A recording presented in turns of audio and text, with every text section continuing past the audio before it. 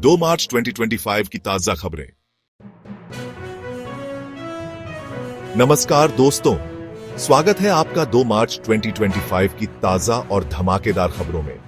आज हम आपके लिए देश दुनिया की 15 बड़ी खबरें लेकर आए हैं जो आपके ज्ञान में नई रोशनी डालेंगी। अगर आपको हमारा कंटेंट पसंद आए तो वीडियो को लाइक, शेयर और सब्सक्राइब करना न भूलें। साथ ही घंटी का बटन दबाएं ताकि हर नई अपडेट आप तक सबसे पहले पहुंचे। और हां, आज का जीके सवाल भी है। भारत का राष्ट्रीय खेल कौन सा है? A. Cricket, B. Hockey, C. Kabaddi, D. Football. सही जवाब कमेंट में बताएं। स्पेशल इनाम जीतने का मौका। अब चलिए शुरू करते हैं आज की पहली खबर की तरफ। ब्रिटेन पहुंचे यूक्रेन के राष्ट्रपति जेलेंस्की। यूक्रेन के राष्ट्रपति वोलोडिमिर जेलेंस्की आज ब्रिटेन पहुंचे हैं, जहां वे 12 यूरोपीय देशों के नेताओं के साथ महत्वपूर्ण बैठक करेंगे। इस यात्रा का उद्देश्य यूक्रेन में जारी संघर्ष के समाधान हेतु अंतर्राष्ट्रीय समर्थन जुटाना है।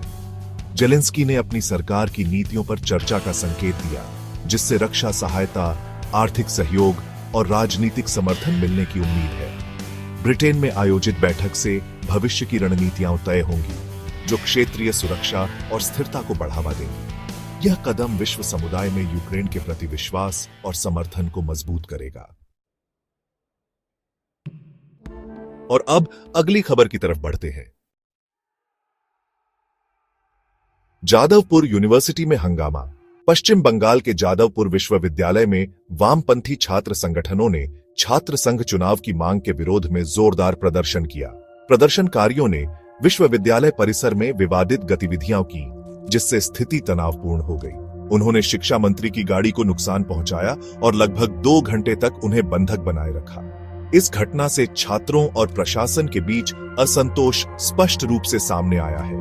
विश्वविद्यालय प्रशासन ने तुरंत मामला दर्ज किया और जांच शुरू कर दी है। यह प्रदर्शन छात्रों के भीतर राजनीतिक चेतना और आंदोलन की बढ़ती प्रवृत्ति को उजागर करता है। और अब अगली खबर की तरफ बढ़ते हैं। दिल्ली में 15 साल पुराने वाहनों पर प्रतिबंध। दिल्ली सरकार ने घोषणा की है कि 31 मार्च के बाद 15 साल से अधिक पुराने वाहनों को पेट्रोल पंप और सीएनजी स्टेशनों पर ईंधन देने पर प्रतिबंध लगाया जाएगा। यह कदम वायु प्रदूषण को कम करने और पर्यावरण संरक्षण के प्रयासों को मजबूत करने के लिए उठाया गया है। पुराने वाहनों से निकलने वाले धुएं से स्वास्थ्य संबंधी समस्याएं उत्पन्न होती हैं। प्रशासन ने बताया कि नए वाहनों के लिए उन्नत मानकों को लागू किया जाएगा, जिससे दीर्घकालिक सुधार सुनिश्चित हो सके। यह निर्णय दिल्ली वासियों के स्वास्थ्य और पर्यावरण सुरक्षा का प्रतीक होगा। और अब अगली खबर की तरफ बढ़ते हैं। मणिपुर में राष्ट्रपति शासन लागू होने के बाद राज्य के 6 जिलों में लोगों ने कुल 104 हथियार और गोला बारूद पुलिस को सौंपे हैं। इस कदम से राज्य में शांति बहाली और सुरक्षा व्यवस्था में सुधार की आशा जताई जा रही है। प्रशासन ने बताया कि यह पहल नक्सलवाद और अवैध हथियारों की समस्या को कम करेगी तथा जनता में भरोसे की भावना को मजबूत करेगी। संबंधित अधिकारियों ने इस कदम के सफल क्रियान्वयन की पुष्टि की है और आगे सुरक्षा उपायों में सुधार जारी रखने का आश्वासन दिया है। यह सुधार मणिपुर की स्थिरता के लिए महत्वपूर्ण है, अत्यंत। और अब अगली खबर की तरफ बढ़ते हैं। प्रधानमंत्री नरेंद्र मोदी आज 3 दिवसीय गुजरात दौरे के तहत जामनगर पहुंचे हैं। इस दौरे के दौरान वे विभिन्न विकास परियोजनाओं का उद्घाटन करेंगे और स्थानीय प्रशासन से मुलाकात करेंगे। मोदी का यह दौरा गुजरात में आर्थिक, औद्योगिक और सामाजिक सुधारों को गति देने का प्रयास है। स्थानीय जनता और उद्योगपतियों ने उनके इस कदम का स्वागत किया है। इस दौरे से क्षेत्र में निवेश में वृद्धि और रोजगार के नए अवसर सृजित होने की उम्मीद जताई जा रही है। मोदी ने विकास और समस्याओं के समाधान पर जोर दिया है। यह दौरा नई आशाओं का प्रतीक है, पूरी तरह। और अब अगली खबर की तरफ बढ़ते हैं। राहुल गांधी की नई दिल्ली रेलवे स्टेशन पर मुलाकात।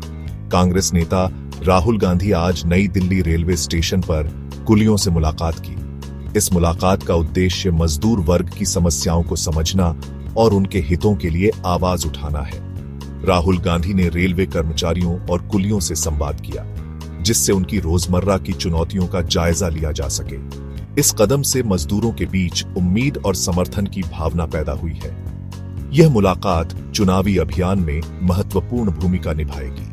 गांधी ने कहा कि समाज के कमजोर वर्गों के साथ जुड़ाव बनाए रखना अत्यंत आवश्यक है।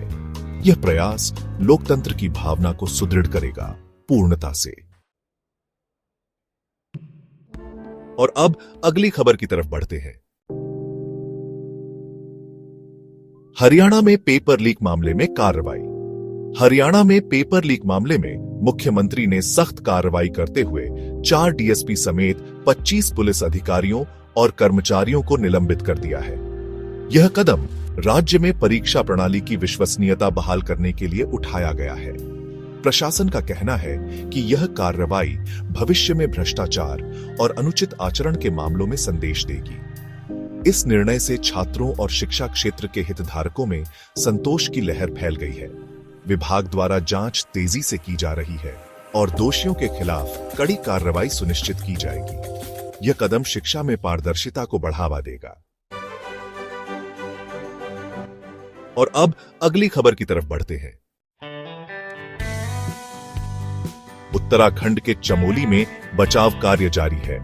उत्तराखंड के चमोली जिले में भूस्खलन के कारण फंसे 55 मजदूरों में से 47 को सफलतापूर्वक बचा लिया गया है, जबकि शेष को निकालने के प्रयास अभी भी जारी हैं। मुख्यमंत्री पुष्कर सिंह धामी ने राहत बचाव कार्यों का निरीक्षण किया और प्रभावित मजदूरों से मुलाकात की। इस राहत अभियान में सेना, स्थानीय प्रशासन और आपदा प्रबंधन दल ने मिलकर काम किया। प्रशासन ने बताया कि बचाव कार्य में सुरक्षा मानकों का विशेष ध्यान रखा गया है। यह घटना प्राकृतिक आपदा प्रबंधन की क्षमता को दर्शाती है और प्रभावित लोगों के जीवन को बचाने में सहायक सिद्ध हुई है, जो उम्मीद बढ़ाती है। और अब अगली खबर की तरफ बढ़ते हैं। छत्तीसगढ़ में नक्सलियों के खिलाफ मुठभेड़। छत्तीसगढ़ के सुकमा जिले में सुरक्षा बलों के साथ मुठभेड़ के दौरान 2 नक्सली मारे गए हैं। इस अभियान का उद्देश्य क्षेत्र में नक्सल गतिविधियों को नियंत्रित करना और नागरिकों की सुरक्षा सुनिश्चित करना है। प्रशासन ने बताया कि इस अभियान में उन्नत तकनीकी और सामरिक रणनीतियों का उपयोग किया गया। सुरक्षा बलों ने हमलावरों का विरोध करते हुए उन्हें क्षेत्र से बाहर निकाला। इस कार्रवाई से सुरक्षा की स्थिति में सुधार की उम्मीद जताई जा रही है। स्थानीय प्रशासन ने आगामी दिनों में कड़ी कार्रवाई का आश्वासन दिया है। और अब अगली खबर की तरफ बढ़ते हैं। दिल्ली पुलिस मुख्यालय में कानून व्यवस्था को लेकर एक महत्वपूर्ण बैठक आयोजित की गई है, जिसमें सुरक्षा व्यवस्था और आगामी त्योहारों के मद्देनजर आवश्यक उपायों पर चर्चा हुई। विभिन्न विभागों के अधिकारियों ने वर्तमान चुनौतियों और सुधारात्मक कदमों पर विचार किया। सुरक्षा व्यवस्था को मजबूत करने और अवांछित घटनाओं से निपटने के लिए तत्काल योजना बनाई गई। विशेषज्ञों ने इस बैठक की सराहना की, क्योंकि यह नागरिक सुरक्षा के प्रति सरकार की प्रतिबद्धता दर्शाती है। प्राप्त सुझावों को शीघ्र ही कार्यान्वित किया जाएगा। यह बैठक कानून व्यवस्था में सुधार का मार्ग प्रशस्त करेगी, यह निश्चित प्रभावी होगा। और अब अगली खबर की तरफ बढ़ते हैं। सुप्रीम कोर्ट ने आज सीमा शुल्क और जीएसटी अधिकारियों की मनमानी गिरफ्तारी की शक्तियों पर प्रतिबंध लगाते हुए प्रक्रियागत सुरक्षा उपायों के पालन की आवश्यकता पर जोर दिया है। इस फैसले का उद्देश्य नागरिकों को उनके अधिकारों के दुरुपयोग से बचाना है। कोर्ट ने आदेश दिया कि अधिकारियों को निर्धारित प्रक्रिया का सख्ती से पालन करना होगा, जिससे व्यक्तिगत स्वतंत्रता सुनिश्चित हो सके। न्यायपालिका ने इस निर्णय के माध्यम से सरकारी एजेंसियों की जवाबदेही बढ़ाने का संदेश दिया है। यह ऐतिहासिक फैसला कानून व्यवस्था में संतुलन स्थापित करने और न्याय की प्राप्ति में महत्वपूर्ण भूमिका निभाएगा। यह निर्णय निर्णायक होगा। और अब अगली खबर की तरफ बढ़ते हैं। आज शेयर बाजार में उतार चढ़ाव देखा गया। जहां सेंसेक्स और निफ्टी में मामूली गिरावट दर्ज की गई है। विशेषज्ञों का कहना है कि वैश्विक आर्थिक संकेतकों के प्रभाव से बाजार में यह परिवर्तन हुआ है। निवेशकों के बीच चिंता का माहौल देखने को मिला है, जिससे फैसलों में असमंजस पैदा हुआ है। विश्लेषकों ने भविष्य में सुधार की संभावना जताई है, लेकिन अस्थिरता बनी रहने के कारण सतर्क रहने की सलाह दी गई है। सरकार द्वारा आर्थिक नीतियों में सुधार के प्रयास जारी हैं। यह उतार चढ़ाव आर्थिक स्थिति के बदलते रुझानों का प्रतीक है, जो महत्वपूर्ण संकेत है पूरी तरह। और अब अगली खबर की तरफ बढ़ते हैं। संरक्षण प्रयासों के चलते ऑलिव रिडले कछुओं की संख्या में लगातार वृद्धि देखी जा रही है। विशेषज्ञों का कहना है कि घोंसले के निर्माण स्थलों की बेहतर सुरक्षा और मछली पकड़ने के खतरों को कम करने से यह सफलता संभव हुई है। वन विभाग द्वारा संचालित संरक्षण अभियानों ने कछुओं के आवास सुरक्षित किए हैं। इस वृद्धि से जैव विविधता में संतुलन बना रहेगा और पारिस्थितिकी तंत्र को लाभ मिलेगा। पर्यावरणविदों ने इस उपलब्धि की सराहना की है और आगे संरक्षण प्रयासों को और मजबूत करने की आवश्यकता जताई है। यह कदम प्राकृतिक संतुलन को कायम रखने में भूमिका निभाएगा। और अब अगली खबर की तरफ बढ़ते हैं। कैसी लगी आपको ये सारी खबरें? मुझे कमेंट्स में जरूर बताइए। अगर वीडियो अच्छा लगा हो तो इसे लाइक कीजिए, और अगर आपने चैनल को सब्सक्राइब नहीं किया है तो अभी सब्सक्राइब कीजिए। साथ ही घंटी के निशान को दबाना मत भूलिएगा, ताकि आपको हमारी हर नई वीडियो का नोटिफिकेशन सबसे पहले मिले। मैं फिर मिलूंगा ऐसी ही अच्छी और खास खबरों के साथ। तब तक के लिए जय श्री राम, जय हिंद, वंदे मातरम।